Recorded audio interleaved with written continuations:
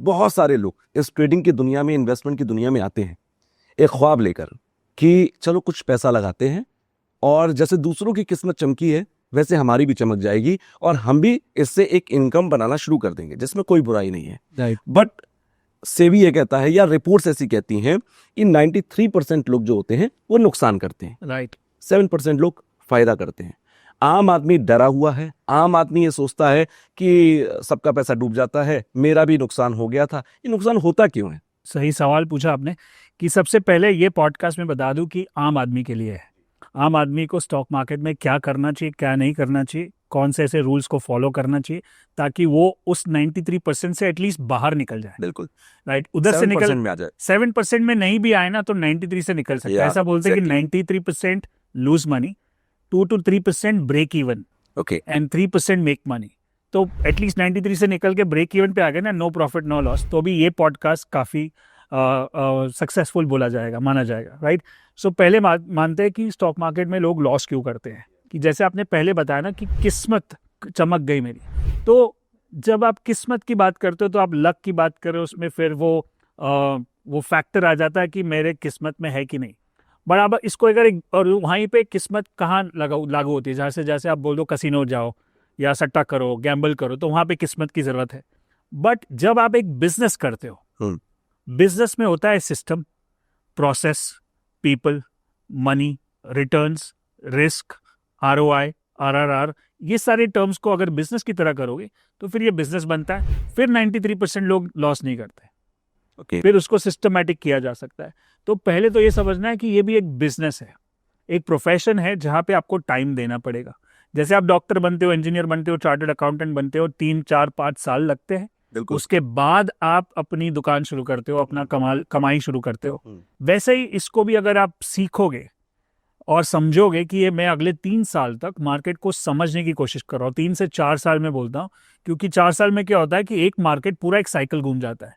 Up trend, down trend, budgets आ गए, उसमें इलेक्शन आ गया, फिर न्यूज़ आ गए, वॉर भी हो गया, टैरिफ्स भी हो गया, कुछ ना कुछ धमाका इधर उधर होते रहता है। वो सारे न्यूज़ को मार्केट कैसे फैक्टर इन करता है वो समझ में आएगा, तब जाके आप आगे ट्रेड कर सकते हो। कोई एक साल ऐसा निकल गया जैसे 2022 या 23 जहाँ पे मार्केट ऐसा वन साइड ऊपर जा रहा है और उसमें आपने पैसा बना लिया, तो आपको लगा मेरे को आता है, लेकिन आपने दूसरी साइड देखी नहीं है। 2020 वाला क्रैश, कोविड वाला नहीं देखा है, 8 वाला नहीं देखा है, या 99 2000 वाला नहीं देखा है। तो वो होता है और वो साइकिल्स है और साइकिल घूमने ही वाला है। There is no doubt about कि ऐसा कभी नहीं हुआ कि अभी मार्केट नीचे नहीं जाएगा। कुछ ना कुछ कारण होंगे, और एक जैसे दिन और रात होते हैं वैसे बुल मार्केट और बेयर मार्केट होता है। तो ये बुल मार्केट बेयर मार्केट दोनों को एक बार समझ लिया, उसके बाद अपनी दुकान शुरू की, मतलब बड़े पैमाने पे, तब ठीक है। पहले थोड़ा थोड़ा करके सीखो। आपने बहुत सारी टेक्निकलिटीज की बात की है, मैं उस पर आऊंगा। ठीक है। टेक्निकल क्यों इंपॉर्टेंट होता है एक ट्रेडर के लिए, उस पर भी आऊंगा। लेकिन 2026 की हम स्टार्टिंग में बैठे, तो मैं चाहता हूं कि यहाँ से एक मूड बनाया जाए, जितने भी व्यूअर्स हमारे हैं। 2026 का सीक्रेट क्या होना चाहिए स्टॉक मार्केट का? 2026 का सीक्रेट ये होना चाहिए कि आपको मैं धुरंधर का डायलॉग बोलता हूँ, Okay. जहाँ पे उन्होंने बताया कि हमारे धंधे में 2 चीज़ बहुत इंपॉर्टेंट है, नज़र और सब्र। राइट। अगर आपकी नज़र तेज़ है, मतलब फोकस रहेगा मार्केट पे, और सब्र मतलब पेशेंस रखोगे, तो आपको ऐसे मौके और ऐसे अपॉर्चुनिटीज़ मिलेंगे जो आपको 2026 में अच्छा ट्रेडिंग, अच्छा प्रॉफिट करके देंगे। बट उसके लिए दोनों चीज़ ज़रूरत है। अच्छा, एक चीज बताइए, ये नजर और सब्र, ये सुनने में बहुत आसान है। नजर तब आएगी जब आपके पास नॉलेज आएगी। परफेक्ट। सब्र आपको रखना पड़ेगा, राइट। ठीक है, जो बहुत मुश्किल होता है। पेशेंस होना ही सबसे मुश्किल काम है। टेक्निकल 2 चीजें होती हैं जब मैं एक ट्रेडर की बात करता हूँ, नॉलेज की बात करता हूँ। तो एक होता है फंडामेंटल, दूसरा होता है टेक्निकल। क्या दोनों इंपॉर्टेंस रखती हैं? यस, दोनों एक तरह की स्टडी है। ओके। अब मैंने दोनों ही सीखे और दोनों ही करे अपने लाइफ में, बट दोनों में एक फ़र्क है, और मैं दोनों को एक्सप्लेन कर देता हूँ ताकि व्यूअर्स को समझ में आए कि फंडामेंटल मतलब क्या।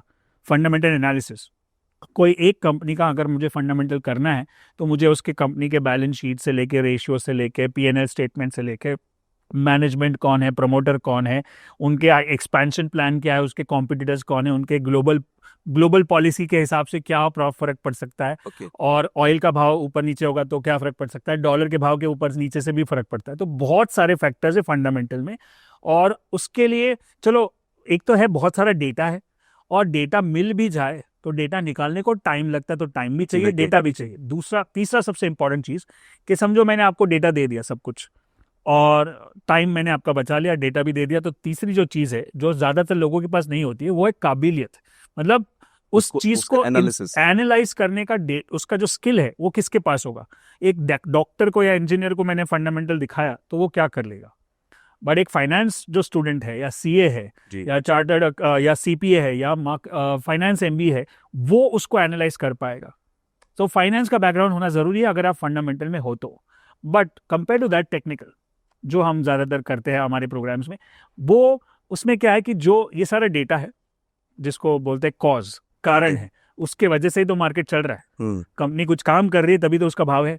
तो या तो मैं कंपनी जो काम कर रही है उस पर ध्यान दूं या उसके भाव पे ध्यान दूं, क्योंकि वो उसका इफेक्ट है, उसका नतीजा है, राइट। और इफेक्ट मतलब प्राइस, जो भाव ऊपर जाता है, भाव नीचे जाता है और भाव साइडवेज जाता है। ये तीन ही ट्रेंड होते हैं मार्केट में टेक्निकल एनालिसिस में, अप ट्रेंड, डाउन ट्रेंड और साइडवेज।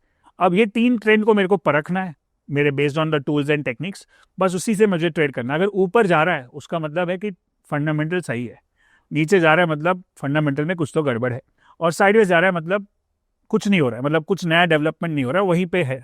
तो अगर मैं टेक्निकल फॉलो करता हूँ तो मेरे को एक ही चीज़ देखनी है और वो है चार्ट्स, और वो एक आम आदमी भी कर सकता है, और जो हम अपने प्रोग्राम्स में करते हैं। अब मैंने भी फाइनेंस एमबीए किया, बहुत सारी फाइनेंस की किताबें और फंडामेंटल किताबें पढ़ी, फिर मैंने टेक्निकल पढ़ा। पूरे मेरे जो स्टार्टिंग ऑफ द करियर 1996 में हुआ था जब मैं 16 साल का था, वहाँ से मेरी एक अच्छी शुरुआत हो गई थी। बोलते ना बिगिनर्स लक। बिल्कुल। एक तो मैंने अपने फादर के अगेंस्ट जाके ऐसी कॉलेज में एडमिशन लिया जो स्टॉक मार्केट के नज़दीक था। ओके। और वहीं पे मैं जाता था, मेरा ग्रेजुएशन मुझे लगता है स्टॉक मार्केट में ही हुआ है। और उस टाइम पे एक बड़ा बुल मार्केट चला 99-2000 में, जिसको बोलते हैं .com बबल। .com बबल के पहले .com बूम हुआ था। सारे स्टॉक्स ऊपर गए थे और उसमें मैंने छोटे छोटे ट्रेड करके भी 20 लाख रुपए कमा लिए उस टाइम पे। उस टाइम पे प्राप्त शायद तब ग्रेजुएशन में थे, 20 साल का था तभी। और तभी मुझे लगा मेरे को अभी पढ़ाई की ज़रूरत ही है, अब तो मैं कमा लूँगा, अब तो मेरे को यही करना है।